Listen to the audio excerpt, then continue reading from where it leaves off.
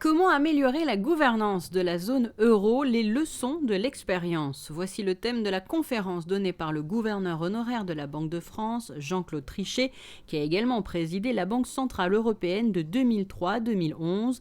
Autant dire que l'euro n'a pas de secret pour lui. Alors quel regard porte-t-il sur l'évolution de cette zone euro? C'est un regard très, très positif, je dois dire. Je m'inscris un peu en faux contre beaucoup de pessimisme ambiant. Je dois dire que nous avions effectivement lancé une entreprise historique très très audacieuse, avoir une monnaie unique sans avoir de fédération politique, sans avoir de budget fédéral. Beaucoup d'observateurs étaient convaincus que l'euro disparaîtrait en tant que monnaie, parce que, encore une fois, c'était une monnaie complètement nouvelle qui n'allait pas résister à la crise. Et beaucoup d'observateurs également étaient convaincus que la zone euro allait voler en éclats. Or, l'euro est une monnaie dont chacun s'accorde à considérer qu'elle a bien résisté. À la limite, la principale critique contre l'euro, c'était qu'elle résistait trop bien. Près de 15 ans après la mise en service de l'euro, des leçons peuvent donc être tirées et la gouvernance de la zone euro peut se voir améliorée dès aujourd'hui grâce à plusieurs éléments. Je crois qu'il y a effectivement beaucoup de choses à faire immédiatement et à terme.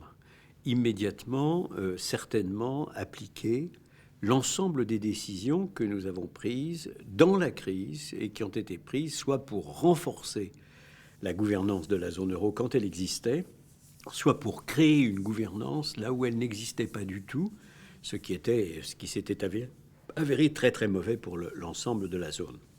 Par exemple, renforcement du pacte de stabilité et de croissance, qui a été en effet dans la crise considérablement renforcé. Et s'agissant des nouveaux piliers de gouvernance de la zone euro, j'évoquerai évidemment l'union bancaire d'un côté, et aussi, et c'est très important, le contrôle, le suivi des indicateurs de compétitivité et des grands déséquilibres internes à la zone euro.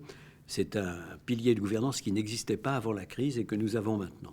Et dans une perspective plus lointaine, Jean-Claude Trichet a également évoqué le nécessaire renforcement de l'exécutif avec un ministre au sein de l'Union européenne consacré à la zone euro à plein temps et un renforcement également du côté du législatif.